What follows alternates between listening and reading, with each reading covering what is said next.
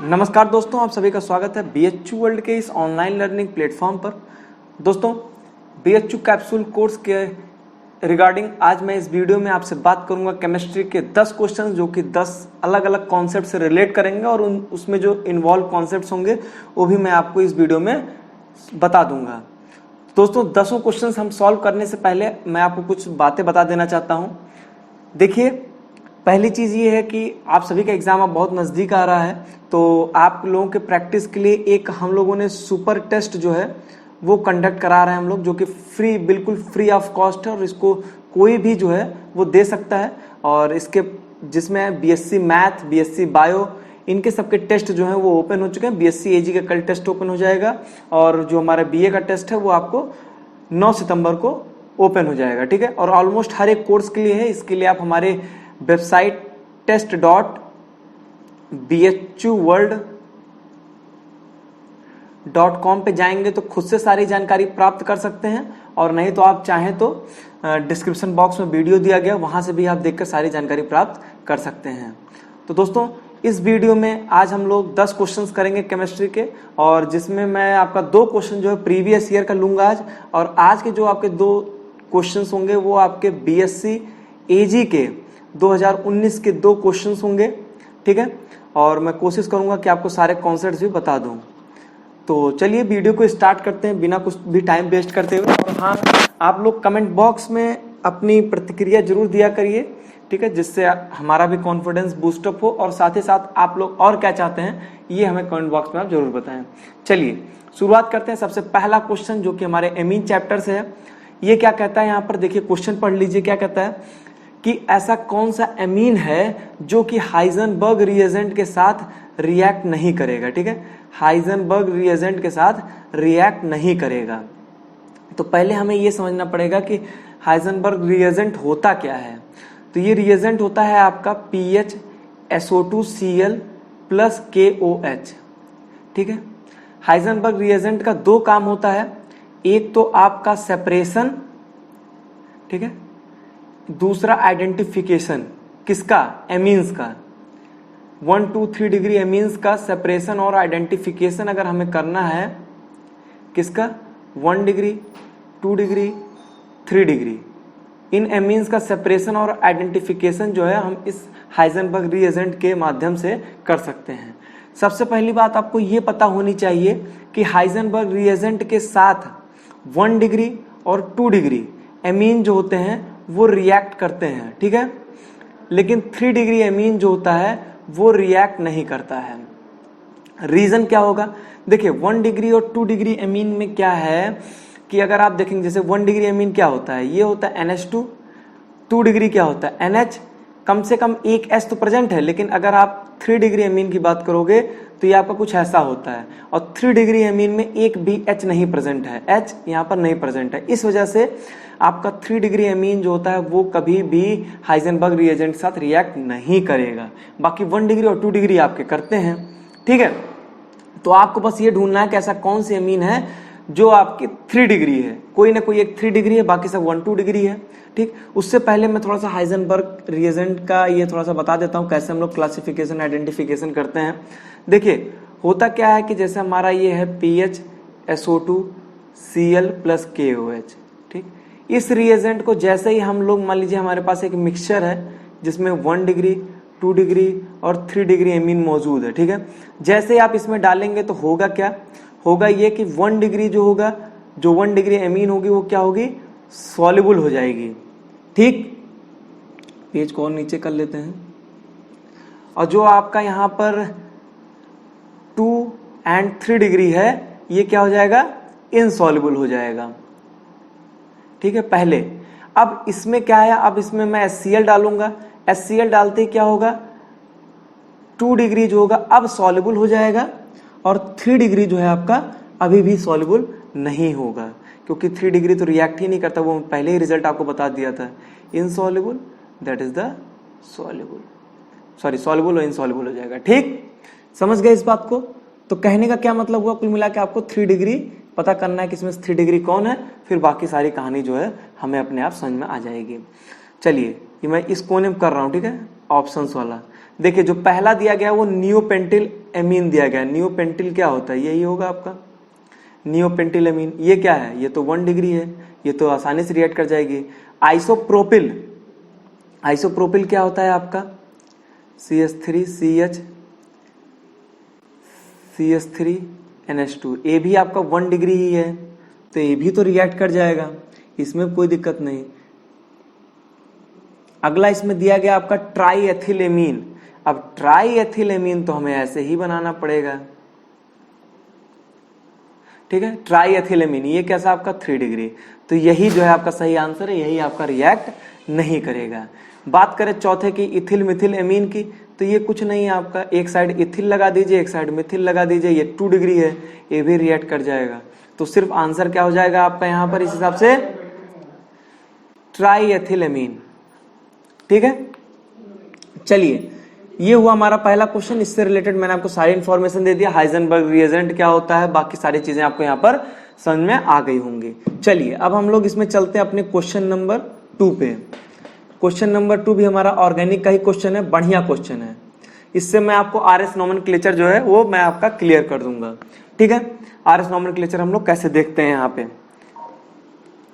देखिए अब यहां पर आपसे पूछ रहा है कि ये बताइए कौन सा ऐसा है जो कि ये जो आपको स्ट्रक्चर यहां पर दिया गया है, ये इसका इनैंसियोमर आपको बताना है कि कौन सा इनैंसियोमर होगा। इनैंसियोमर समझते हैं क्या होता है, non super imposable mirror images, ठीक है।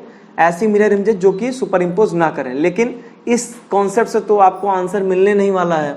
इसका बहुत सिंपल सा तरीका होता है कि अगर आपका स्ट्रक्चर R है और अगर S आएगा, जो भी दूसरा वाला जो भी मान लीजिए कि पहला है, दूसरा स्ट्रक्चर है, अगर ये R है और ये S है, अरे सेम मॉलिक्यूल होंगे, सेम कंपाउंड होगा, उस पहला एक R है दूसरा S आ जाएगा, या S है R आ जाए, मतलब कन्फिग्रेशन अगर चेंज हो रहा है तो इस केस में ये क्या कहलाएंगे, इनैंसियोमर्स कहलाएंगे, ठीक है। व्हाइट ही ले लेता हूं मैं, ठीक है। इस केस में ये इनैंसियोमर्स आपके कहलाएंगे। तो हमें सबसे पहले ये पता करना पड़ेगा कि ये पर्टिकुलर स्ट्रक्चर क्या है आपका, ठीक है। ये जो बना है ये कौन सा स्ट्रक्चर है, ठीक है। लेकिन RS पहले ये तो पता हो कि हमें RS हम निकालते कैसे हैं। तो देखिए ये जो आपका स्ट्रक्चर है ये कैसा है आपका वेज डैश वाला स्ट्रक्चर है। तो किसी जब भी आपको वेज डैश स्ट्रक्चर में RS नोमेनक्लेचर देखना है तो उसके लिए रूल होता है। उस रूल को सुनिए क्या होता है। अगर आपकी 4th प्रियोरिटी, अभी मैं आपको ये भी बताऊंगा कि प्रियोरिटी क्या होती है। अगर आपकी 4th प्रियोरिटी जो है वो अगर आपकी डैश पर है, ठीक है। अब इसमें भी कुछ लोग को ये नहीं पता होगा कि डैश क्या होता है। ये देखिए ये आपका डैश है, ठीक है, डैश की जैसे बना है, और ये जो है आपका ये वेज है, ठीक है। ये क्या है आपका, ये आपका वेज है, ठीक। चलिए अगर आपकी 4th प्रियोरिटी डैश पर है, उसके बाद अगर हम लोग 1 से 2 से 3 पे रोटेशन करते हैं, और अगर ये रोटेशन अगर हमारा क्लॉकवाइज आता है देन R होगा, अगर एंटी क्लॉकवाइज आ जाएगा तो S होगा, ठीक, समझ गए। बहुत से लोग को कह रहे होंगे कि सर प्रियोरिटी क्या होती है, प्रियोरिटी कैसे डिसाइड करेंगे, वो भी बताऊंगा, मैं ही बताऊंगा। अगर मान लीजिए आपकी ये 4th प्रियोरिटी जो है, अगर ये मान लीजिए डैश पर आती है, पहले जान लीजिए रिजल्ट जान लीजिए, फिर सॉरी डैश नहीं, अगर ये मान लीजिए वेज पे आती है, डैश तो हो चुका, अगर मान लीजिए वेज पे आती है, उसके बाद अगर 1 से 2 से 3 पे रोटेशन अगर हम लोग करते हैं, उस केस में अगर आपका क्लॉकवाइज आता है तो S, अगर आपका एंटी क्लॉकवाइज आता है तो R, ठीक है। जस्ट इसका अपोजिट रिजल्ट होगा, ठीक, समझ गए। चलिए अब यहां पर देखिए RS के लिए कुल मिला के सबसे मोस्ट इंपॉर्टेंट चीज है प्रियोरिटी डिसाइड करना। तो कैसे हम लोग प्रियोरिटी डिसाइड करते हैं, देखिए प्रियोरिटी डिसाइड करने के आपके पास 4 रूल होते हैं। पहला रूल क्या होता है, प्रियोरिटी जो भी हम डिसाइड करते हैं वो on the basis of atomic number करते हैं, ठीक है, कि जिसका एटॉमिक नंबर ज्यादा होगा उसकी प्रियोरिटी पहले वाली होगी, फर्स्ट प्रियोरिटी उसकी होगी, ठीक है। जैसे कि मान लीजिए कि मैं मान लेता हूं, जैसे मान लीजिए कार्बन ले लेते हैं, एक Cl लगा देते हैं, एक Br लगा देते हैं, और एक यहाँ पर मान लीजिए H लगा देते हैं, और एक यहाँ पे CH3 लगा देते हैं। On the basis of atomic number सबसे पहली प्रियोरिटी इसको जाएगी, दूसरी इसको जाएगी, तीसरी इसको जाएगी, चौथी इसको जाएगी, ठीक। ये सबसे आपका सिंपलेस्ट केस हो गया। इसके आगे बात करते हैं। आप कह सकते हो कि सर ऐसा भी तो हो सकता है किसी दो ग्रुप की एटॉमिक नंबर सेम हो, ये भी हो सकता है, ठीक है, एटॉमिक नंबर सेम हो लेकिन वहां पर क्या होगा, मास डिफरेंट होगा, ठीक है।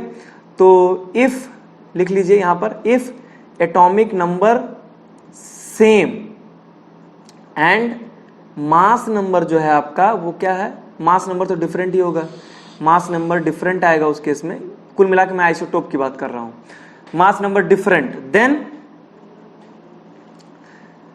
जिसका मास नंबर ज्यादा होगा, मास नंबर मोर, उसकी प्रायोरिटी ज्यादा होगी, ठीक है। समझ गए मेरा मतलब? मेरा मतलब ये है, मान लीजिए अगर मैंने यहां पे लगा दिया Cl, यहां पे H, यहां पे D, यहां पे T, अब H D T तीनों का एटॉमिक नंबर तो सेम ही होता है, 1 1 होता है, ठीक है। तो पहले देखिए, पहली प्रायोरिटी तो इसको आ जाएगी Cl, क्योंकि इसका एटॉमिक नंबर सबसे ज्यादा। इसका इन तीनों में हम कैसे डिसाइड करेंगे, on the basis of atomic mass. Atomic mass किसका ज्यादा होता है, इसका, देन इसका, देन इसका, ठीक। लेकिन यहां पर एक केस आएगा और, ठीक है, ये दूसरा रूल हो गया। तीसरा रूल देखिए, अगर इन केस आपका फर्स्ट अटैचमेंट सेम है, क्या है, फर्स्ट अटैचमेंट, यहां पर आपका क्या बता रहा हूं, अगर फर्स्ट अटैचमेंट आपका सेम है, ठीक, then go for second attachment, ठीक। कहने का मेरा मतलब क्या हुआ, ये भी देख लीजिए, यहां पे देख लीजिए। जैसे कि मैं कह रहा हूं कि मान लीजिए मैंने एक यहां पर Cl लगा दिया, एक Br लगा दिया, ठीक। अब यहां पर मैं क्या कर रहा हूं कि CH2 CH3 लगा दिया और यहां पर मैंने CH3 लगा दिया, ठीक। अब सबको पता है कि हम लोग कुछ भी करें लेकिन Br को तो नंबर 1 प्रायोरिटी देंगे, Cl को दूसरी प्रायोरिटी देंगे। अब देखिए, अब यहां पर पहला अटैचमेंट, यहां पर भी कार्बन, यहां पर भी कार्बन सेम है। उसके बाद यहां पर 2H लगा हुआ, यहां पर 2H लगा, लेकिन इसके बाद एक H है, लेकिन यहां 2H के बाद एक क्या है, कार्बन है। मतलब हम ये कह सकते हैं, ये पहले कार्बन के बाद यहां पर दूसरा कार्बन है, लेकिन यहां पहले कार्बन के बाद यहां दूसरा कार्बन नहीं लगा है। तो किसकी प्रायोरिटी ज्यादा हो जाएगी, इसकी प्रायोरिटी ज्यादा हो जाएगी, ठीक। ये मेरा कहने का मतलब था। फर्स्ट अटैचमेंट अगर सेम है, then go for the second attachment, ठीक। इस चीज का बहुत ध्यान दीजिएगा, बहुत इंपॉर्टेंट है ये आपका। अगला चौथा रूल जो होता है, उसको और थोड़ा दिमाग में रखिएगा अपने। क्या होता है चौथा रूल आपका, समझ लीजिए, आपका RS नॉमेनक्लेचर पूरी तरीके से खत्म हो जाएगा एक ही क्वेश्चन के साथ, ठीक। पेपर में आने के चांसेस बहुत ज्यादा होते हैं। फोर्थ इसमें रूल क्या कहता है, फोर्थ रूल ये कहता है कि देखिए, फोर्थ रूल में ये कहता है आपको कि जैसे अगर मान लीजिए आपको कहीं पर डबल बॉन्ड मिल जाता है, ठीक है, अगर डबल बॉन्ड है तो इसका डबलीकेशन हो जाएगा, अगर ट्रिपल बॉन्ड है तो उसका ट्रिपलीकेशन हो जाएगा, ठीक है। मतलब क्या हुआ, जैसे कि मान लीजिए लिखा है C ट्रिपल बॉन्ड CH, तो इसका मतलब समझ रहे हैं क्या हुआ, इसका मतलब इस वाले कार्बन से ये 3 कार्बन जुड़ा हुआ है और इस कार्बन से ये 3 कार्बन जुड़ा हुआ, मतलब कुछ ऐसा, एक तो जुड़ गया, बाकी 3 और हैं यहां पर, ठीक। इस वाले कार्बन से क्या हुआ, 3 कार्बन और अटैच है, ये नहीं होगा, ठीक है, 3 कार्बन, 1 2 3, ऐसे इस वाले से भी, ठीक है, 1 2 3, इस तरीके से 3 कार्बन इससे अटैच है। जैसे मैंने लिखा है यहाँ पे C ट्रिपल बॉन्ड N, मैंने क्या कहा, ट्रिपल बॉन्ड है तो ट्रिप्लीकेशन हो जाएगा, मतलब इस वाले C से 3N जुड़ा हुआ है और इस N से 3C जुड़ा हुआ है, इस C से 3N, 1 2 3 हो गया, ठीक। ऐसे इससे 3C। अब आपसे कोई पूछेगा इन दोनों में प्रायोरिटी किसकी ज्यादा है, तो क्या कहोगे, C से C है, यहां से C से क्या है, N जुड़ा हुआ है, तो क्या हुआ, प्रायोरिटी किसकी ज्यादा हो जाएगी, इसकी प्रायोरिटी ज्यादा हो जाएगी, ठीक। इसको थोड़ा सा याद रख लीजिएगा। और थोड़ी जनरल बातें ये होती हैं कि R की प्रायोरिटी S से ज्यादा होती है, ठीक है, इसको याद रखिएगा। तो ये तो बहुत जनरल सी बातें हो गई, और यहां पर हमने 4 रूल से कम प्रायोरिटी डिसाइड करना जो है वो हम लोग यहां पर सीख सकते हैं। अब देखिए, अब जब आप प्रायोरिटी जान जाएंगे, उसके बाद यहां पर जो मैंने रूल बताया, इस रूल को अप्लाई कर दीजिएगा, RS नॉमेनक्लेचर आपका आसानी से आ जाएगा। तो मैं क्या करता हूं ना कि यहीं पर फिर से स्ट्रक्चर बनाएंगे, समय लगेगा। मैं क्या करता हूं कि यहीं पर जो है आपका वो जो है आपका RS नॉमेनक्लेचर जो है मैं आपका यहीं पर बना दूंगा, ठीक है। अब देखिए यहां पर क्या है, फोर्थ, पहले प्रायोरिटी डिसाइड कर लीजिए। पहली प्रायोरिटी इसको जाएगी, ठीक, कोई दिक्कत नहीं। दूसरी प्रायोरिटी इसको जाएगी, क्यों जाएगी, यहां पर ईटी है मतलब CS2 CS3, यहां पर क्या सिर्फ CS3। पहला अटैचमेंट सेम है लेकिन दूसरा अटैचमेंट इसमें ज्यादा है, फिर से कार्बन आ गया, वहां पर हाइड्रोजन ही है, तो इसको दूसरा, इसको तीसरा, इसको चौथा, ठीक। तो फोर्थ प्रायोरिटी हमारा कहां पर है, डैश में है। तो 1 2 3 का रोटेशन देखिए कैसा है, देखिए इस तरह 1 2 3 का रोटेशन कैसा है, इस तरीके से, मतलब ये क्या है, एंटी क्लॉकवाइज है, समझते हैं ना, क्लॉकवाइज मतलब घड़ी की दिशा में, एंटी क्लॉकवाइज मतलब घड़ी के उल्टा। तो ये क्या है, एस है, क्योंकि एंटी क्लॉकवाइज है, ठीक, समझ गए। इसका मतलब इनैंसियोमर कौन होगा, आर वाला होगा। अब ये वाला स्ट्रक्चर देखिए, इस वाले स्ट्रक्चर, ये और ये दोनों सेम स्ट्रक्चर है, तो ये तो आइडेंटिकल हुए ना, इनैंसियोमर्स थोड़े होंगे। ए भी आपका एस आ जाएगा, तो दोनों आइडेंटिकल हो गए। अब यहां पर आइए, यहां पर क्या है, यहां पर प्रॉब्लम है एक। प्रॉब्लम ये है कि देखिए, पहले प्रायोरिटी आप रख लीजिए, तब मैं प्रॉब्लम बताता हूं आपको, दूसरा, तीसरा, चौथा। यहां पर फोर्थ प्रायोरिटी जो है वो आपकी वेज डैश कहीं नहीं है, ये कहां पर है, प्लेन पर है, सिंपल प्लेन पे है। तो इसको क्या करेंगे, ऐसे केस में क्या करते हैं, आइए ऐसे केस को हम नीचे डिस्कस कर लेते हैं आपको, ठीक है, नीचे चले आइए, नीचे हम लोग यहां पर डिस्कस कर लेते हैं। देखिए क्या कहा मैंने, अगर मान लीजिए इसने क्या किया था, एक Cl दिया था, ठीक है, ठीक है, नहीं, एक मिनट, ठीक, तो एक मिनट स्ट्रक्चर में फिर से देख लेता हूं, या चलिए मैं आपको इसे जनरल बता देता हूं। जैसे कि मान लीजिए आपको इसने क्या किया है कि इस पर्टिकुलर क्वेश्चन बाद में बात कर लेंगे। अब देखिए यहां पर मान लीजिए आपको उसने फोर्थ प्रायोरिटी प्लेन पर दे दिया है, ठीक है, और इसके अलावा एक और प्लेन पे दिया होगा, और यहां पर मान लीजिए कि आपको यहां पर डैश है, सॉरी यहां पर वेज है, यहां पर डैश है, और इस पे Cl रख देता है और इस पे आपका ET रख देता है, ठीक है। तो पहली प्रायोरिटी, दूसरी प्रायोरिटी, यहां पर देखिए फोर्थ प्रायोरिटी आपकी यहां पर कहां पर है, प्लेन पे है, लेकिन हमने जो पढ़ा है वो वेज डैश के लिए पढ़ा है। इसके लिए हम लोग क्या करेंगे, उसके लिए हम लोग को क्या करना है कि देखिए जो फोर्थ प्रायोरिटी, उसके अलावा जो एक और दूसरा प्लेन पे होगा, पहले उसको फिक्स कर दीजिए। क्या करेंगे उसको, इसको फिक्स कर दीजिए, इसको आपको टच नहीं करना है, ठीक। उसके बाद ये जो 3 है, इसको आपको क्या करना है, आपस में इंटरचेंज कर देना है। मतलब कैसे चेंज करना है, इसको यहां पर लेके चले जाइए, इसको यहां पर लेके चले जाइए, इसको यहां पर लेके चले जाइए, ठीक। क्या किया मैंने, जो आपकी फोर्थ प्रायोरिटी है उसको छोड़कर जो एक दूसरा प्लेन पे होगा उसको पहले फिक्स कर दीजिए, उसको नहीं छूना है आपको। बाकी जो 3 हैं इनको आपस में इंटरचेंज कर दीजिए। उसके बाद देखिए स्ट्रक्चर क्या बनता है आपका, उसके बाद देखिए आपका स्ट्रक्चर क्या बनता है, ठीक है। अब देखिए यहां पर क्या है आपका, यहां पर है आपका CS3, इसको रहने दीजिए। अब देखिए यहां पर H आ चुका है, तो यहां पर H ला दीजिए। यहां पर देखिए आपका क्या आ गया, ET आ गया है, ET रख दीजिए, यहां पर Cl आ गया है, ठीक। इंटरचेंज, सिर्फ मैंने ग्रुप इंटरचेंज किया है, Cl को यहां पे पहुंचा दिया, H को यहां पे पहुंचा दिया, ET को यहां पे पहुंचा दिया, ठीक। अब देखिए अब यहां पर डिसाइड करिए प्रायोरिटी क्या है, पहली ये है, दूसरी ये है, तीसरी ये है, चौथी ये है। चौथा कहां है आपका, वेज पे है। 1 2 3 का रोटेशन करिए, कैसा आ रहा है, ये कैसा है आपका, एंटी क्लॉकवाइज है, तो कैसा हो जाएगा, आर आ जाएगा। क्यों, मैंने ऊपर देखिए, ऊपर जाइए, ऊपर क्या बताया मैंने, ऊपर मैंने क्या बताया है कि अगर आपका फोर्थ प्रायोरिटी वेज पर है तो 1 2 3 का रोटेशन अगर आपका एंटी क्लॉकवाइज आएगा तो क्या होगा, आर होगा, और वही चीज मैंने यहां पे किया है, ठीक है। फोर्थ प्रायोरिटी आपकी कहां थी, वेज पर थी, और 1 2 3 का रोटेशन एंटी क्लॉकवाइज है, तो मैंने यहां पे क्या कर दिया, आर कर दिया, ठीक है। क्या मैं वही स्ट्रक्चर का बनाया हूं या मैंने अलग कर दिया थोड़ा, ठीक है, देख लेते हैं एक बार।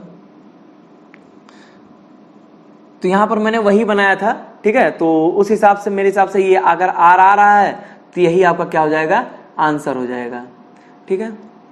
आप निकालने को इसमें भी निकाल सकते हैं, इसमें भी सेम तरीके से करिएगा, ठीक है। क्या करेंगे, इसको फिक्स कर देंगे और इसको क्या करेंगे, इंटरचेंज करेंगे, इससे देन इससे देन इससे, तो स्ट्रक्चर क्या बन जाएगा आपका, यहाँ पे देखते हैं हम लोग, यहाँ पे क्या बनेगा, CS3, ये तो फिक्स ही था, H यहां पर पहुंच गया,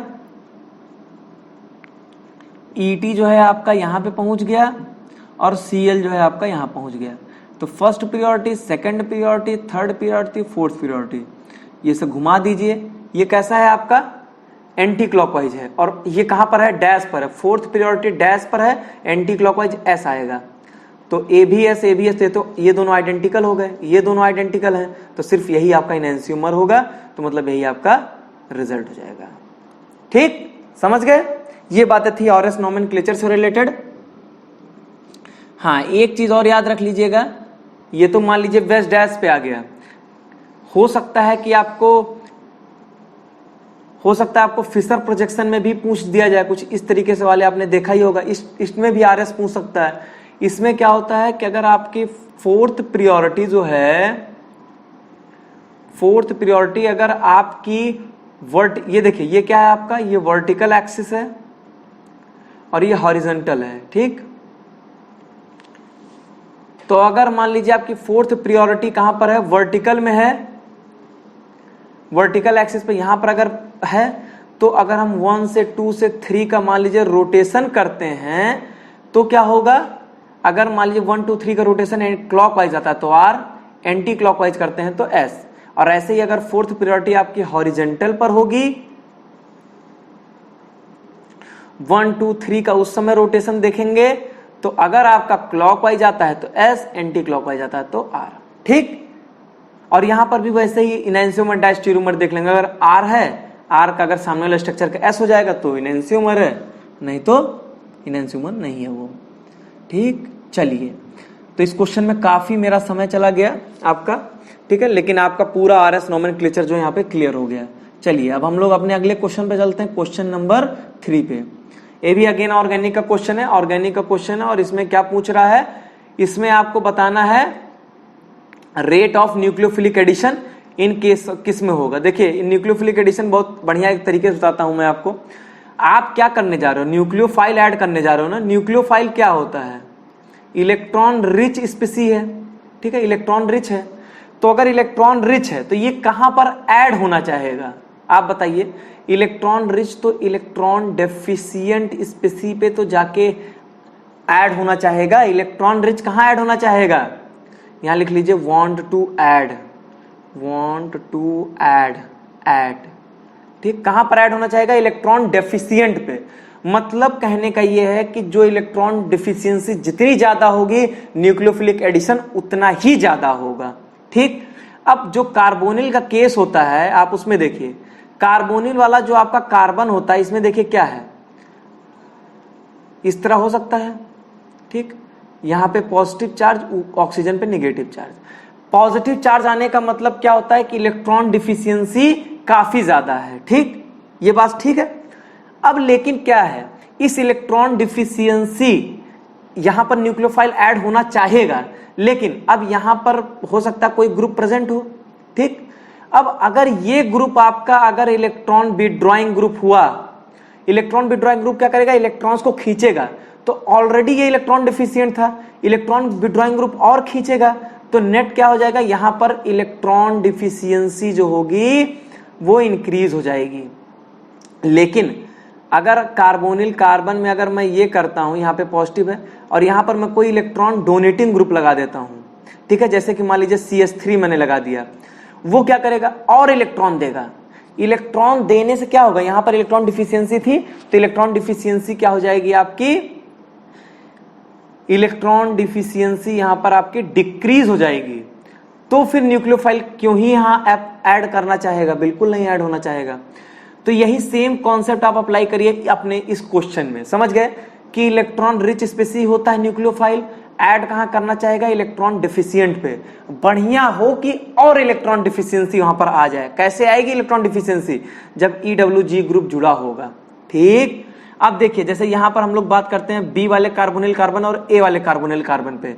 यहां पर क्या है कि CH3 अपना इलेक्ट्रॉन देगा, क्योंकि ये इलेक्ट्रॉन डोनेटिंग ग्रुप है, तो यहां की इलेक्ट्रॉन डिफिशियंसी को कम कर देगा। तो सीधी सी बात है, न्यूक्लियोफाइल यहां नहीं ऐड होना चाहेगा। यहां पर क्या हाइड्रोजन है, तो कम से कम ये ऐसा है कि कम तो नहीं करेगा, जितना है उतना तो मेंटेन रहने देगा ना, जितनी इलेक्ट्रॉन डिफिशियंसी उतना तो मेंटेन रहने देगा, इसलिए ए पर ज्यादा अटैक करना चाहेगा।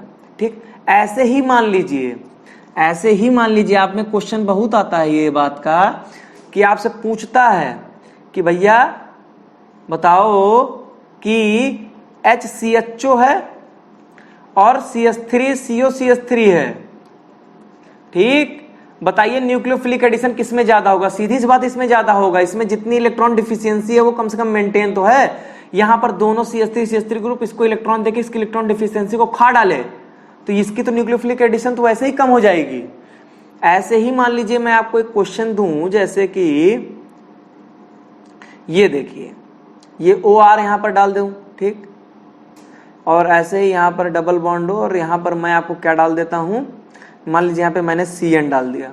अब मैं पूछूं कहां पर न्यूक्लियोफिलिक एडिशन होगा बताइए? तो देखिए यहां पर जब पॉजिटिव चार्ज क्रिएट होगा ना, ये भाई साहब देखिए, ये जो है ये अपना लोन पेयर से डोनेट करेंगे, ये मीजोमेरिक स्टेबलाइज्ड कार्बोकैटायन बन जाएगा, प्लस M के थ्रू ये डोनेट करेगा। बहुत स्ट्रॉन्ग डोनेटिंग ग्रुप है, प्लस M के थ्रू रेजोनेंस, इसको रेजोनेंस स्टेबलाइज्ड कार्बोकैटायन बना देगा। मतलब ये कार्बोकैटायन बहुत ज्यादा स्टेबल हो जाएगा। तो इसकी इलेक्ट्रॉन डिफिशियंसी तो ऑलमोस्ट खत्म ही कर दिया। अब खत्म कर दिया तब कहां भाई साहब यहाँ पर न्यूक्लियोफिलिक एडिशन कराने जा रहे हैं? ये जो है आपका ये इलेक्ट्रॉन विथड्रॉइंग ग्रुप है, यहां पर इलेक्ट्रॉन डिफिशियंसी को बढ़ाएगा। इलेक्ट्रॉन डिफिशियंसी बढ़ेगी तो यहां पर ऐड होना चाहेगा न्यूक्लियोफाइल। ठीक, चलिए इस क्वेश्चन के लिए इतनी इंफॉर्मेशन सफिशिएंट है। नेक्स्ट क्वेश्चन पे चलते हैं हम लोग, क्वेश्चन नंबर 4। अगेन ये आपका बढ़िया क्वेश्चन है, देखिए कॉन्सेप्चुअल है। कह रहा रेट ऑफ डिहाइड्रेशन, आपने डिहाइड्रेशन ऑफ अल्कोहल पढ़ा होगा। क्या होता है डिहाइड्रेशन ऑफ अल्कोहल? मान लीजिए मैंने कोई अल्कोहल ले लिया, CH3CH2OH, यहां पर कोई भी H प्लस देने वाला स्पेसियो, मतलब कोई भी एसिड होगा चलेगा, वो H2SO4 भी हो सकता है, H3PO4 भी हो सकता है, कोई भी हो जो H प्लस हमें दे दे। तो होता क्या है, यहाँ पर H प्लस है तो यहाँ का जो लोन पेयर है ये इस H प्लस को ले लेता है, तो क्या बन जाता है CH3CH2OH2 प्लस। ठीक है, तो यहां से क्या होगा, ये क्या होता है, ये स्ट्रॉन्ग लीविंग ग्रुप है, आसानी से निकल जाएगा। तो ये आसानी से निकल के क्या हो जाएगा, H2O बना देगा, तो स्टेबल हो जाएगा। तो यहाँ पे क्या बन जाएगा CH3CH2 प्लस। तो कहने का क्या मतलब होता है, फाइनली डिहाइड्रेशन में, ये फाइनल डिहाइड्रेशन नहीं हुआ, डिहाइड्रेशन में एल्कीन बनता है, इसके बाद यहाँ से एलिमिनेशन होके CH2 डबल बॉन्ड CH2 हो जाएगा। लेकिन मुझे उसकी बात नहीं करना है। रेट ऑफ डिहाइड्रेशन जो है वो यहाँ से डिटरमिन होगा, क्योंकि क्या होता है, ये आपका इंटरमीडिएट है और हम लोग जो रेट डिसाइड करते हैं वो इंटरमीडिएट से डिसाइड करते हैं। तो यहाँ पर आपका इंटरमीडिएट क्या है, कार्बोकैटायन है। तो कहने का क्या मतलब हो गया कि जो आपका रेट ऑफ डिहाइड्रेशन है वो डायरेक्टली प्रोपोर्शनल टू क्या हो जाएगा, स्टेबिलिटी ऑफ कार्बोकैटायन के। इसमें किसी कोई दिक्कत नहीं होनी चाहिए। ठीक, स्टेबिलिटी ऑफ कार्बोकैटायन के डायरेक्टली प्रोपोर्शनल होगा। कुल मिला के सब में कार्बोकैटायन बना लीजिए। ठीक है, चलिए बना देते हैं, हम ही बना देते हैं, आप मत बनाइए। यहां से OH2 प्लस होके निकल जाएगा, सेम तरीके से यहां पर बन जाएगा। यहां से पहले ये OH होकर देखिए क्या होगा, सब में ऐसे हो जाएगा। सब में एक मिनट रेड मार्कर यूज करते हैं। यहां पर देखिए, यहां पर भी ऐसे OH2 प्लस होके ये निकल जाएगा, ये भी आपका OH2 प्लस होके ये निकल जाएगा और ये भी आपका OH2 प्लस होके ये निकल जाएगा। ठीक, अब बात आती है कि सर स्टेबिलिटी कैसे डिसाइड करेंगे? सर बताइए कैसे डिसाइड करेंगे हम लोग कार्बोकैटायन की स्टेबिलिटी को? तो देखिए जो कार्बोकैटायन की स्टेबिलिटी होती है वो बहुत तरीके से डिसाइड की जाती है। ठीक है, आप देखिए सब एक पॉइंट जानते रहिएगा कि मेसोमेरिक स्टेबलाइज्ड कार्बोकैटायन सबसे बेहतरीन होता है। मेसोमेरिक स्टेबलाइज्ड कार्बोकैटायन सबसे मोर स्टेबल होगा। उसका मतलब क्या होता है कि कार्बोकैटायन के बगल कोई लोन पेयर बियरिंग ग्रुप आ जाए। ठीक है, यहां पर O हो सकता है, यहां पर N भी हो सकता है। ठीक है, कोई भी लोन पेयर बियरिंग ग्रुप आ जाएगा बगल में तो वो मोस्ट स्टेबलाइज्ड कार्बोकैटायन होता है हमारा। ठीक है, यहां पे क्या है, आप रेजोनेंस से भी डिसाइड कर सकते हो, एरोमेटिसिटी से भी डिसाइड कर सकते हो। मेसोमेरिक के बाद एरोमेटिसिटी वाला ही देखना होता है। अगर कोई एरोमेटिसिटी वाला कार्बोकैटायन है तो उसकी स्टेबिलिटी ज्यादा होगी। फिलहाल यहां पर इस क्वेश्चन की बात करें तो यहां हम लोग डिसाइड करते हैं with the help of hyper conjugation. Hyper conjugation का रूल क्या कहता है? हाइपर कंजुगेशन का रूल क्या कहता है कि C प्लस से हाइपर कंजुगेशन क्या होता है, सीधी सी बात है, जितने ज्यादा अल्फा हाइड्रोजन होंगे, मतलब कार्बोकैटायन C प्लस से जुड़ा हुआ जितने मैक्सिमम जितना ज्यादा अल्फा हाइड्रोजन होंगे उतनी ज्यादा इसकी स्टेबिलिटी होगी। ठीक है, जैसे यहां पर देखिए ये है आपका कार्बोकैटायन, इसके बगल वाला कार्बन ये अल्फा ये अल्फा, यहां पर कितने 2 हाइड्रोजन, यहां पर 2 हाइड्रोजन, ये भी अल्फा कार्बन है। पहला कार्बन क्या होता है, अल्फा कार्बन होता है। तो 2 यहां 3 यहां से 2 यहां से 2 यहां से 7 अल्फा हाइड्रोजन है यहाँ पे। यहां पर देखिए इसका अल्फा कार्बन सिर्फ ये है और यहां पर सिर्फ 1 हाइड्रोजन है, तो 1 अल्फा हाइड्रोजन। यहां पर देखिए ये अल्फा है और ये अल्फा है, यहां पर 1 हाइड्रोजन है, यहां पर आपका 2 हाइड्रोजन, टोटल 3 अल्फा हाइड्रोजन हो जाएगा। ठीक है, तो जितने ज्यादा अल्फा हाइड्रोजन उतनी ज्यादा स्टेबिलिटी। ठीक है, हाइपर कंजुगेशन में क्या बताया जाता है, कार्बोकैटायन हो या आपका फ्री रेडिकल हो, इससे जितने, और या तो या एल्कीन हो C डबल बॉन्ड C, इससे जितने ज्यादा अल्फा हाइड्रोजन जुड़े होंगे, मतलब जितने ज्यादा अल्फा हाइड्रोजन होंगे उतनी ज्यादा स्टेबिलिटी हो जाती है इन लोगों की। ठीक है, इस पॉइंट को याद रखिएगा, हाइपर कंजुगेशन इतना ही होता है आपका। ठीक, तो इस हिसाब से अगर हम डिसाइड करेंगे तो K1 सबसे ज्यादा है, उसके बाद आपका K3 है, देन आपका K2 हो जाएगा। ठीक, मेरे हिसाब से इसमें किसी को कोई प्रॉब्लम नहीं हो रही होगी। ठीक है, तो सिंपली हमें स्टेबिलिटी ऑफ कार्बोकैटायन की मदद से बताना, उसमें मैंने हाइपर कंजुगेशन देखा है, कितने अल्फा हाइड्रोजन है, जितने ज्यादा अल्फा हाइड्रोजन उतना ज्यादा हाइपर कंजुगेशन, उतनी ज्यादा स्टेबिलिटी। ठीक, चलिए क्वेश्चन नंबर 5 पे आते हैं, जो कि फिजिकल केमिस्ट्री के क्वेश्चन इलेक्ट्रोकेमिस्ट्री में खुलरासला से आता है, जो कि अगेन बहुत ही इंपॉर्टेंट तो कहेंगे क्योंकि आता है इससे क्वेश्चन, इजी होता है। बीएससी एजी बीएससी मैथ दोनों में यहां से क्वेश्चंस आपके आ जाते हैं, बीएससी बायो में भी। करना क्या है यहाँ पे, कुछ नहीं करना होता, ये सबसे आसान क्वेश्चन होता है खुलरासला का। इसके लिए देखिए मैं ट्रिक बताता हूँ, कुछ भी फॉर्मूला वॉर्मूला सब भूल जाइए, फॉर्मूला वॉर्मूला सब जो होता है कि पॉजिटिव निगेटिव के बराबर, वो कुछ नहीं ध्यान रखना आपको। सिंपल ट्रिक देखिए क्या करना है आपको, यहां से आपको क्या कह रहा है, इनफाइनाइट मोलर कंडक्टिविटी किसकी निकालनी है आपको, HOAC, इनफाइनाइट या लिमिटिंग मोलर कंडक्टिविटी कुछ भी कह दीजिए आप, HOAC का निकालना है आपको। ये पता तो होगा ही कि HOAC का किसके बराबर होगा, H प्लस प्लस OAC। ठीक है, H plus O minus AC। ठीक है, OAC, तो H प्लस और OAC इसके इन दोनों के सम के बराबर होगा, हमें इसकी वैल्यू चाहिए, ना डायरेक्ट ये वैल्यू पता है ना डायरेक्ट ये वैल्यू पता है, तो इसी में से जो है इनकी मदद से हमें निकालना पड़ेगा। ठीक है, अब यहां पर देखते हैं, देखिए इसका ट्रिक क्या है, सीधी सी बात है कि आपको ये दोनों चाहिए ना, तो जहां पर ये दोनों मिले उनको ऐड कर दीजिए, बाकी फालतू चीजों को माइनस कर दीजिए। जैसे H प्लस ढूंढिए आपको कहां मिलेगा, H प्लस यहां पर मिल जाएगा, OAC कहां मिलेगा, यहां पे मिलेगा। ठीक है, तो इन दोनों ये दोनों आपको चाहिए तो ऐड कर दीजिए। ठीक है, 426.2 प्लस 91.0। ठीक, ये दोनों मैंने ऐड कर दिया, लेकिन आप ध्यान दोगे अगर तो यहां पर H प्लस के साथ Cl माइनस भी है और यहां पर Na भी है। ठीक है, तो मुझे Na और Cl नहीं चाहिए, मतलब मुझे NaCl का जो limiting molar conductivity Na plus आएगा यहां पर। ठीक है, इसके वाले से, और लिमिटिंग मोलर कंडक्टिविटी जो Cl माइनस का आएगा, ये दोनों हमें नहीं चाहिए। ठीक, तो मैं क्या चाहता हूं, इसको माइनस कर दूं, लेकिन माइनस करने जाऊंगा तो किसको माइनस करूं, NaCl को माइनस कर दीजिए, यहां पर Na प्लस और Cl माइनस है। ठीक, तो NaCl को माइनस कर दीजिए, 126.5 को माइनस कर दीजिए, जो नेट वैल्यू आ जाएगी वही आपका आंसर हो जाएगा। तो मेरे कहने का मतलब जो आपको चाहिए उसको जिंदा रखिए, बाकी सबको मार डालिए। ठीक, और ये सब फर्जी का डेटा दिया हुआ है, यहाँ आप कंफ्यूज मत होइएगा, ये सब फर्जी का डेटा है, कोई मतलब नहीं इनका सबका, इग्नोर करिए इनका सबको। आपको H प्लस और OAC माइनस चाहिए था, वो आप पा गए, Na और Cl आपको फर्जी मिल गया तो NaCl मैंने माइनस कर दिया। ठीक, जो चाहिए ऐड कर लीजिए, जो नहीं चाहिए माइनस कर दीजिए, वन लाइन में आप आंसर जो है अपना पा जाएंगे। ठीक, यही है टोटल आपका इसमें, और कुछ नहीं यहां पर। तो क्वेश्चन नंबर 5 हो गया, क्वेश्चन नंबर 6 पे चलते हैं अब हम लोग। क्या कहता है यहां पर, देखिए क्वेश्चन क्या कह रहा है आपका यहां पे, क्वेश्चन कह रहा है यहां पर कि एक आपको केमिकल रिएक्शन दी गई है, twice of O3 gives out thrice of O2। और यहां पर कुछ ऐसा आपको 2 स्टेप में दे दिया गया और कहा गया कि आपको रेट लॉ निकालना है।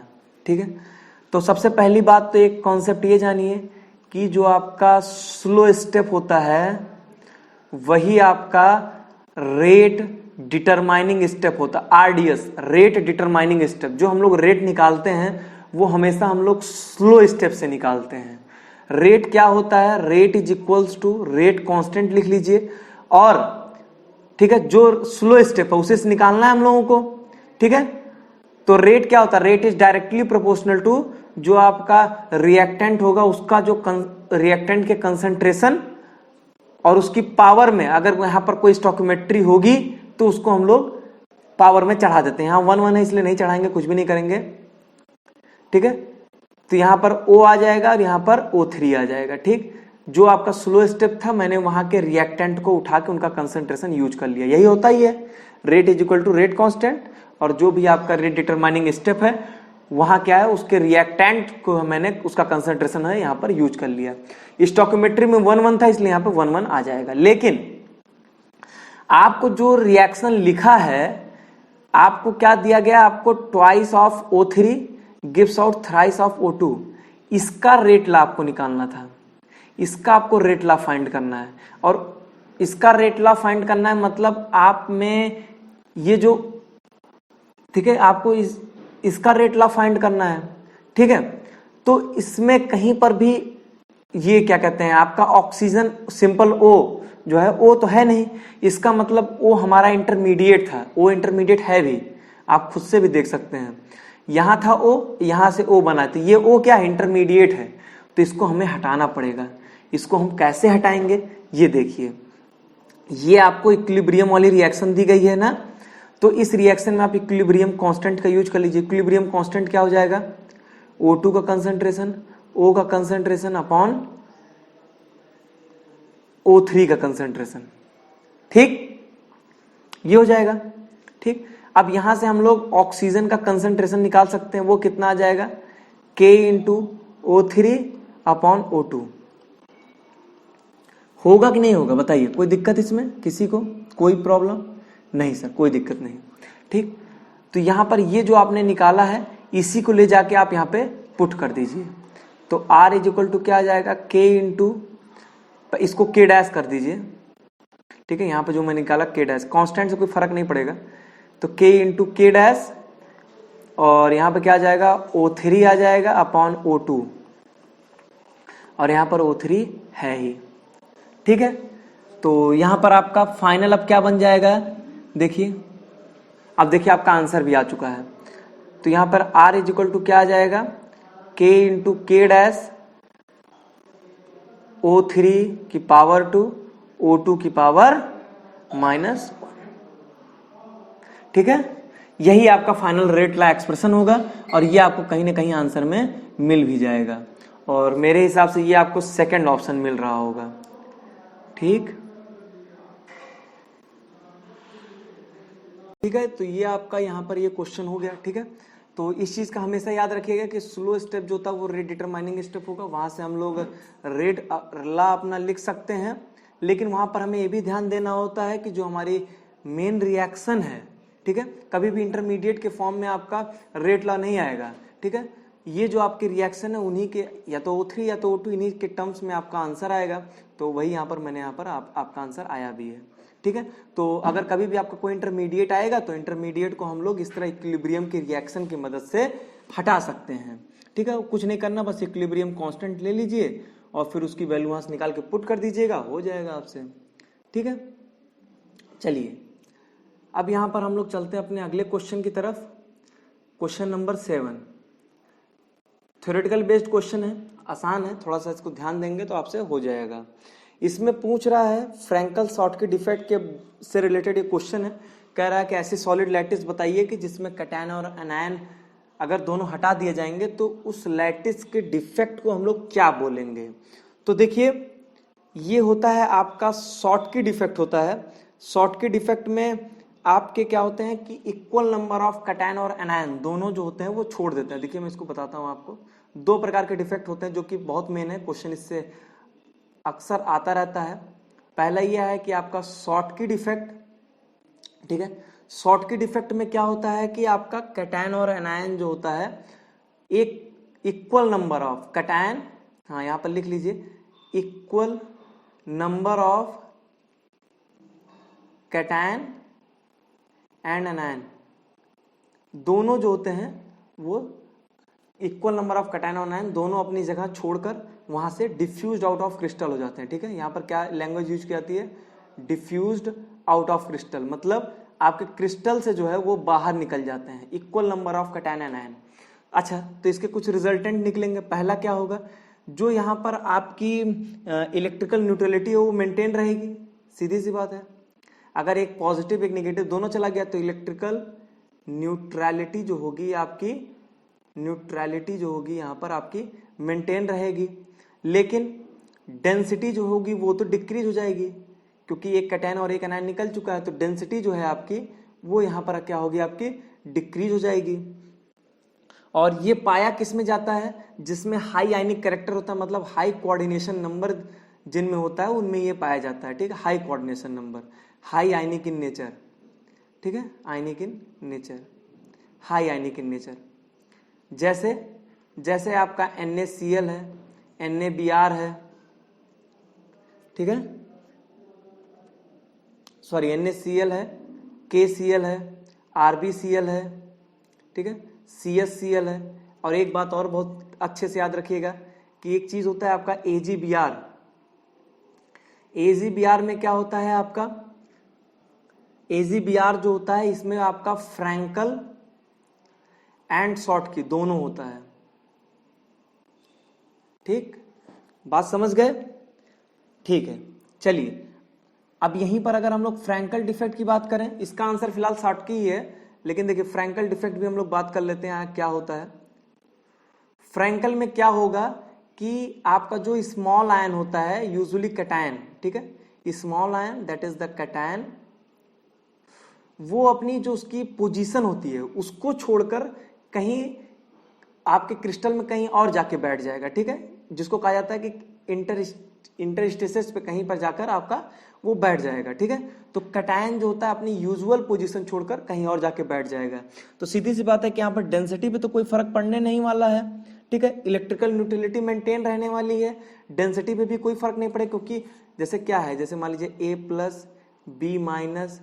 A+, इस तरह बना होगा, मान लीजिए क्रिस्टल इस तरीके से पूरा क्रिस्टल जो है मान लीजिए बना है, तो यहाँ पर कोई मान लीजिए A+ रहा होगा, तो ये A+ जो यहाँ से निकल के कहीं यहाँ चलाएगा, बस इतने फर्क पड़ता है, बाकी रहता उसी क्रिस्टल में ही है। तो इलेक्ट्रिकल न्यूट्रलिटी डेंसिटी दोनों आपकी क्या रहेगी, मेंटेन रहेगी, ठीक है। तो यहां पर इसके एग्जाम्पल क्या होते हैं आपके, इसके एग्जाम्पल आपके होते हैं जैसे AgCl है, AgBr है, AgI है, वो ये लोग शो करते हैं, ठीक है, AgCl है, AgBr है, AgI है। याद रखिएगा AgBr जो होता है ये आपका दोनों शो करता है, फ्रैंकल शॉर्टकी, ठीक है। चलिए क्वेश्चन नंबर 8 पे चलते हैं हम लोग। अब आ जाते हैं हम लोग थोड़ा सा इनऑर्गेनिक की तरफ, ठीक है। क्वेश्चन बहुत ही सिंपल है, कहता है कि SF4 के लिए कौन सी बात ट्रू है। अब आप SF4 का स्ट्रक्चर आराम से बना सकते हो। SF4 का स्ट्रक्चर कैसे बनता है आपको पता है, कुछ ऐसे बनता है।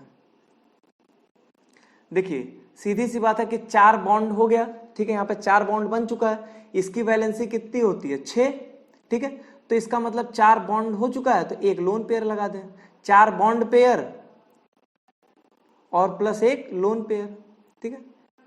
उसका वैलेंसी 6 था, वो मैंने आपको यहाँ पे सेटिस्फाई कर ही दिया, 4 बॉन्ड पेयर हो गया, एक लोन पेयर हो गया, तो 4 बॉन्ड पेयर एक लोन पेयर, ठीक, यहां पर हो गया आपका। यहीं से आप निकाल सकते हो कि sp3d हाइब्रिडाइजेशन हो जाएगा यहां पर। और स्ट्रक्चर की बात करें तो सी सा स्ट्रक्चर हो जाएगा, मैंने स्ट्रक्चर कुछ बनाया भी वैसा ही है, ठीक है, सी सा स्ट्रक्चर हो जाएगा। 2 लोन पेयर की बात बिल्कुल गलत है यहां पर। देखिए मैं आपको बता दूं केमिकल बॉन्डिंग से आपके सेफ हाइब्रिडाइजेशन ज्योमेट्री से रिलेटेड क्वेश्चंस आपके आते ही आते हैं, निश्चित तौर पे आएंगे, ठीक है। तो इसकी थोड़ी सी प्रैक्टिस कर लीजिएगा, बहुत आसान होता है, ठीक है। स्क्वायर प्लेनेट ज्योमेट्री बिल्कुल गलत बात है, 5 बॉन्डिंग पेयर बिल्कुल गलत बात है, सीसा शेप बिल्कुल सही बात है, ठीक है। तो बहुत आसान क्वेश्चन था, बहुत आसानी से हो गया होगा आप लोगों से। चलिए क्वेश्चन नंबर 9 हम चलते हैं। 9 में पूछ रहा है, हाँ ये देखिए, ये जो है आपका ये 2019 का जो है आपका बीएससी एजी का प्रीवियस ईयर है, ठीक है। 2019 बीएससी एजी में आया था। क्वेश्चन देख लीजिए कितने गंदे लेवल का क्वेश्चन आता है। पूछ रहा है कि बताइए सबसे स्मॉलेस्ट एनायन इसमें से कौन सा है, ठीक है। अब देखिए यहाँ पर मैं आपको एक बात बताता हूँ, आपने एक चीज सुना होगा, इफेक्टिव न्यूक्लियर चार्ज जो होता है वो इनवर्सली प्रोपोर्शनल टू साइज होता है। इफेक्टिव न्यूक्लियर चार्ज हम लोग इस तरीके से कैलकुलेट कर सकते हैं कि number of proton upon number of electron, ठीक है। जिसका ईएनसी जितना ज्यादा उसकी साइज उतनी कम, ठीक। जैसे C4- है तो प्रोटॉन कितना होगा, जितना एटॉमिक नंबर है दैट इज द 6। इलेक्ट्रॉन कितना होगा, इसका एटॉमिक नंबर और जितने अदर इलेक्ट्रॉन्स लगे हैं, जितने चार्जेस निगेटिव के लगे हैं, तो 6 4 10 हो जाएगा, ठीक। N3- की अगर हम बात करें तो क्या हो जाएगा, 7/10 हो जाएगा। O2- की बात करें तो क्या हो जाएगा, 8/10 हो जाएगा। F- की बात करें तो क्या हो जाएगा, 9/10 हो जाएगा। सबसे ज्यादा जो है आपका वो इसी का आ रहा है, F- का। अब आप ऐसे भी सोच सकते हैं कि 9 प्रोटॉन को 10 इलेक्ट्रॉन होल्ड नहीं कर सकता, ठीक। तो वैसे ही यहां पर आप समझ जाइए कि इसकी साइज सबसे छोटी होगी, ठीक है। तो जिसकी ईएनसी जितनी ज्यादा, मतलब इफेक्टिव न्यूक्लियर चार्ज जितना ज्यादा, उसकी साइज उतनी कम। तो यहां पर F- की साइज जो होगी वो सबसे कम हो जाएगी, ठीक है। कोई दिक्कत नहीं इसमें, ठीक। जैसे हम ये कह सकते हैं कि यहां पर देखिए, यहां पर क्या था, इसका क्या था, इसका ईएनसी सबसे कम था, तो इसकी साइज सबसे ज्यादा होगी, ठीक। समझ गए। चलिए नेक्स्ट क्वेश्चन पे चलते हैं हम लोग, अपने लास्ट क्वेश्चन पे।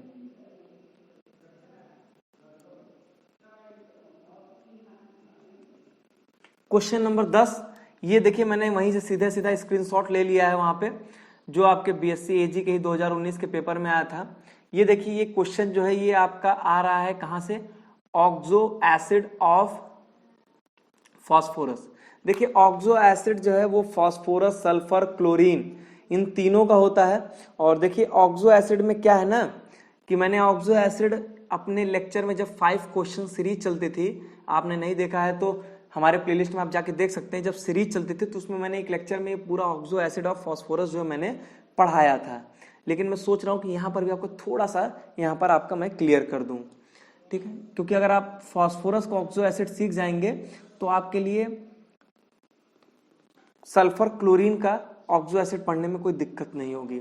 देखिए ऑक्सो एसिड फास्फोरस में सबसे पहले ये याद रखिए, एक होता है H3PO4, जिसको हम लोग, ये क्या होता है हमारा इक एसिड है ये, दैट इज द फास्फोरिक, या इसको आप लोग आर्थो फास्फोरिक एसिड भी कह सकते हो, या तो फास्फोरिक एसिड कहो या तो इसको आर्थो फास्फोरिक एसिड कहो, ठीक है। अब इसमें से अगर मान लीजिए हमने क्या क्या, एक ऑक्सीजन जो है यहां से मैंने निकाल दिया, क्या बन जाएगा, H3PO3 बन जाएगा, that is the us acid बन जाएगा। अगर एक ऑक्सीजन मैंने और निकाल दिया तो क्या यहां बन जाएगा, H3PO2, यहां पर क्या बन जाएगा, ये बन जाएगा आपका हाइपो अस एसिड, ठीक।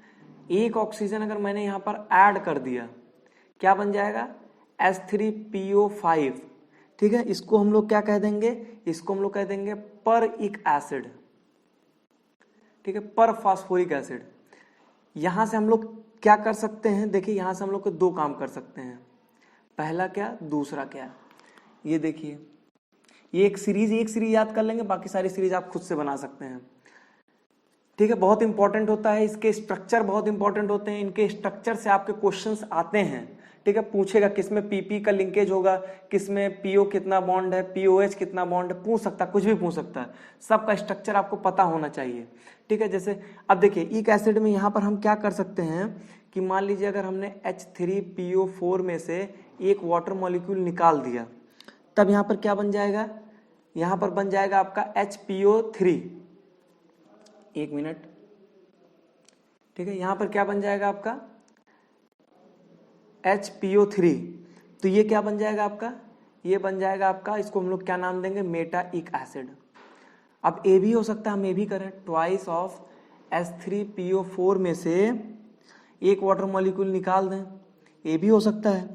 अगर ये होगा तो क्या होगा, तो बन जाएगा आपका H4P2O7। ठीक है, अब ये जो H4P2O7 बना है इसको हम लोग कहते हैं पायरोइक एसिड, मतलब पायरोफॉस्फोरिक एसिड। ठीक है, ऐसे ही यहाँ पे पायरोसल्फ्यूरिक एसिड हो जाता है। ठीक है, जब हम लोग सल्फर में इस तरीके से काम करेंगे। यहां से मान लीजिए हमने क्या किया, एक ऑक्सीजन यहां पर मान लीजिए हमने ऐड कर दिया। ठीक है, तो क्या बन जाएगा H4P2O8। ये क्या बन जाएगा हमारा, ये हमारा बन जाएगा पर ऑक्सी डाई फॉस्फोरिक एसिड। ठीक है, पर ऑक्सी डाई फॉस्फोरिक एसिड। इसका बहुत मतलब नहीं है लेकिन जानते रहिए। और अगर एक निकाल देंगे तो क्या बन जाएगा H4P2O6 बन जाएगा। और ये क्या होता है, ये होता है आपका हाइपो डाई फॉस्फोरिक एसिड। ठीक है, आगे यहां पूरा कर लीजिएगा, हाइपो डाई फॉस्फोरिक एसिड। ठीक, तो ये जो है आपकी पूरी सीरीज होती है अस एसिड की, मतलब ऑक्सो एसिड की पूरी सीरीज होती है। ठीक है, जिसमें आपका मेन है ये आपका आर्थो वाला, यहां से शुरू होकर बाकी सारी चीजें इस तरह कहानी यहाँ पे चलती है। किसी के स्ट्रक्चर से आपको क्वेश्चन आ सकता है, सारे के स्ट्रक्चर की आप प्रैक्टिस जो है वो जरूर कर लीजिएगा। ठीक है, जैसे आपको ये पता होना चाहिए कि ये जो होता है इसकी, ये आपका ट्राइप्रोटिक होता है, ये आपका डाइप्रोटिक होता है, ये आपका मोनोप्रोटिक होता है। कैसे, थोड़ा सा स्ट्रक्चर बना ही देता हूं, नहीं तो आप कहेंगे कि सर कुछ बता नहीं रहे हैं, बस केवल हवा हवा बताएंगे। देखिए H3PO4 है, इसका स्ट्रक्चर कैसे बनेगा हमारा, कुछ नहीं करना है, P डबल बॉन्ड O यहां कर दीजिए, ये OH OH OH। अब जैसे ये कहा जाता है कि ट्राइप्रोटिक है, प्रोटिक मतलब समझ कितना H+ ये दे सकता है, एक ये 3, तो 3 H+ जो है यहाँ पे ये दे सकता है, तो इसको हम लोग इसीलिए ट्राइप्रोटिक कहते हैं। यहीं अगर हम H3PO3 बनाते हैं तो वो कैसे बनेगा,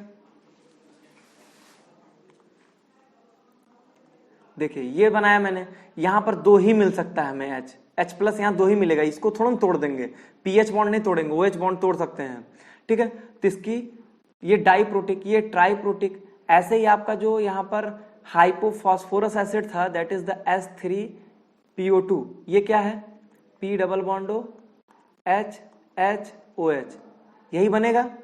अब ये क्या हो गया आपका, यहां पर देख लीजिए ये आपका मोनोप्रोटिक होगा, सिर्फ एक ही इसका जाएगा। ठीक है, अच्छा आप ऐसा करिएगा ना कि मेरा 5 क्वेश्चन सीरीज वाला वीडियो थोड़ा सा चेक कर लीजिएगा, जिससे आपको मैंने यहाँ पे सारे स्ट्रक्चर बनवा दिए थे, ये सारे स्ट्रक्चर्स भी बनवा दिया था मैंने। ठीक है, इन सब में पहले हम लोग ये डिटरमिन करते हैं कि ऑक्सीडेशन नंबर इसका कितना आ रहा है। ठीक है, जैसे इसका ऑक्सीडेशन नंबर जो है आपका मान लीजिए +5 आ रहा है, तो अगर ऑक्सीडेशन नंबर जो है कैलकुलेटेड ऑक्सीडेशन नंबर अगर मैक्सिमम ऑक्सीडेशन नंबर बराबर होता है तो उस केस में ऑक्सी लिंकेज प्रेजेंट होता है, मतलब POP लिंकेज यहाँ पर प्रेजेंट होगा यहाँ पर। ठीक है, उसके बाद हम लोग यहाँ पर स्ट्रक्चर बना सकते हैं आसानी से। ये मैंने अभी हाल ही फिलहाल के सीरीज में बताया था कि किस समय क्या लिंकेज होगा। जैसे कि अगर मैंने बात करूं H4P2O7 के स्ट्रक्चर की, तो मैंने यहाँ बताया कि ऑक्सी लिंकेज होगा, बस इसके बाद स्ट्रक्चर आप खुद से ही पूरा कर लोगे। ठीक है, देखो कितना यहाँ पर हो जा रहा है, आप खुद चेक करिएगा तो खुद ही पता चल जाएगा आपको। देखिए यहाँ पे 4 4 3 7 ऑक्सीजन हो गया और 4 हाइड्रोजन हो गया, 2 फास्फोरस। बस यही आपको बस यही पता करना है कि अगर calculated equal to maximum then oxy linkage है, नहीं तो अगर कैलकुलेटेड ज्यादा हो गया तो परऑक्साइड लिंकेज होगा, और अगर कम हो गया तो डायरेक्ट लिंकेज ही प्रेजेंट हो सकता है। ठीक है, यही हम लोग को देखना होता है। आइए अब सारा क्वेश्चन इसमें से हम लोग का खत्म है, कोई भी ऐसा पार्ट नहीं है जो आप नहीं खुद से अब कर सकते हैं इसमें। All oxo acid contain the tetrahedral 4 coordinated phosphorus, क्या टेट्राहेड्रल है, चेक करिए जितना स्ट्रक्चर बनाए हैं क्या कोई आपका टेट्राहेड्रल है या नहीं है। कहां बनाया है मैंने स्ट्रक्चर, यहां बनाया है, आप चेक करिए सब टेट्राहेड्रल है। क्या ये टेट्राहेड्रल नहीं है, यहां पर आपका 4 बॉन्ड पेयर है, तो 4 बॉन्ड पेयर है तो sp3 हाइब्रिडाइजेशन टेट्राहेड्रल। सेम यहां पर टेट्राहेड्रल, ए भी टेट्राहेड्रल, ए भी टेट्राहेड्रल, सब टेट्राहेड्रल होते हैं। ठीक, अब दूसरा क्या है कि all oxo acid contain at least 1 PO and POH group. All oxo acid check करते हैं, जितना बनाया है उतने में चेक कर लीजिए, उतने से सब कुछ पता चल जाएगा। देखते हैं, हाँ P डबल बॉन्ड O तो है, हाँ POH भी है, क्या इसमें भी है? हाँ इसमें भी है। तो एट लीस्ट एक पी डबल बॉन्ड हो और एक पीओएस तो प्रेजेंट है ही। तो ए भी स्टेटमेंट हमारा बिल्कुल सही है, मतलब ए भी सही, ए भी सही। अब यहां क्या करा, orthophosphoric acid is used in the manufacture of the triple super phosphate. तो देखिए ये आपका स्टेटमेंट ए भी बिल्कुल सही है। होता क्या है यहां पर मैं आपको बता देता हूं, थोड़ी सी यहां पर थ्योरी होती है कि देखिए orthophosphoric acid that is the H3PO4 होता है आपका ये। तो ये जो आपका आर्थोफॉस्फोरिक एसिड होता है, देखिए आर्थोफॉस्फोरिक एसिड जो होता है जितना भी बनता है उसका 90% यूज जो होता है वो फर्टिलाइजर्स बनाने में आता है। और ये आपके फर्टिलाइजर्स ही होता है एक तरीका का, जो ये TSP लिखा है ये TSP ही है आपका, ट्रिपल सुपर फॉस्फेट, ठीक है। और जिसमें आपका ठीक है इतना जानते रहिए। बाकी एक आपका DAP भी होता है, that is the di ammonium hydrogen phosphate, ठीक है। ऐसे आपका MAP भी होता है, mono ammonium di hydrogen phosphate. तो कुल मिला के फर्टिलाइजर्स के बनाने में यूज होता है। तो यूज आपको पता होना चाहिए, एनसीईआरटी से आप पढ़े होंगे, तो ये भी सही है। लिख रहा hypophosphorous it is a diprotic. Check करते हैं, मैंने हाइपोफॉस्फोरस एसिड बनाया है, पहले देख लीजिए हाइपोफॉस्फोरस है क्या। हाइपोफॉस्फोरस ये है H3PO2। क्या मैंने इसको बनाया है? चेक करिए, बनाया है, यहां पर बनाया है H3PO2। H3PO2 में एक ही H+ हम लोग ले सकते हैं, क्यों? क्योंकि OH वाला ही बॉन्ड टूटता है, H वाला बॉन्ड टूटेगा नहीं। तो इसका मतलब ये स्टेटमेंट जो है आपकी सही है, मतलब ये स्टेटमेंट आपकी गलत है। डाइप्रोटिक नहीं मोनोप्रोटिक होता है, ठीक है। तो ये स्टेटमेंट गलत है। और पूछ क्या रहा है? नॉट वैलिड, ठीक है। तो बस यही होगा। तो उम्मीद करता हूं आपको ऑक्सो एसिड से रिलेटेड सारे कॉन्सेप्ट समझ में आ गए होंगे, ठीक है। यहाँ पे मैंने आपको सब कुछ जो है वो बता दिया है, ठीक है। इसको आप चाहें तो इस सीरीज को यहाँ पर इस नोट कर सकते हैं, इस पूरी सीरीज को, ठीक है। सेम चीज आपके यहाँ पे सल्फर में भी हो जाएगा, ठीक है। जैसे यहाँ पर सल्फर में 1 मिनट के लिए मैं बता दूं, ठीक है। जैसे सल्फर है आपका तो एक मिनट, सल्फर होता है, सल्फर का और इंपॉर्टेंट है, H2SO4 है, एक ऑक्सीजन निकाल देंगे, इसको क्या कहते हैं आप? सल्फ्यूरिक एसिड कहते हैं।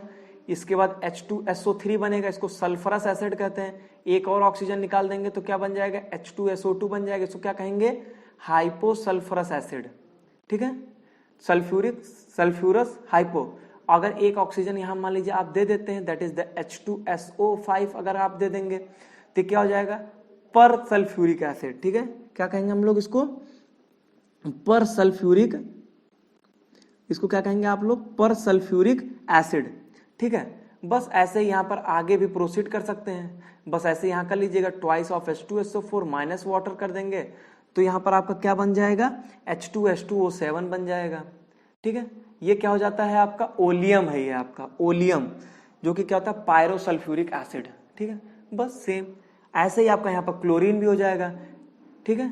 HClO4 से स्टार्ट करिएगा, HClO4 क्लोरिक एसिड होता है, एक निकाल देंगे क्लोरस एसिड, HClO3 एक और निकाल देंगे तो हाइपोक्लोरस एसिड बन जाएगा, ठीक है, HClO2, और एक और दे देंगे तो HClO5 हो जाएगा, पर क्लोरिक एसिड उसको हम लोग कहते हैं। बस हो गया, तीनों के मैंने बता दिया। तो पी ब्लॉक एक बहुत इंपॉर्टेंट चीज है आपका यहाँ से कवर हो जाएगा। तो चलिए, मैं उम्मीद करता हूं कि आपको सारे क्वेश्चन समझ में आए होंगे और यहीं पर आपका ये जो है 10 क्वेश्चन का जो सीरीज है ये वाला आपका ये इस पार्ट का खत्म होता है। उम्मीद करता हूं आपने बहुत कुछ नए कॉन्सेप्ट सीखे होंगे। तो कमेंट बॉक्स में अपने बताइएगा आपको कैसा लगा, ठीक है। तो आज के वीडियो में बस इतना ही, बहुत बहुत धन्यवाद।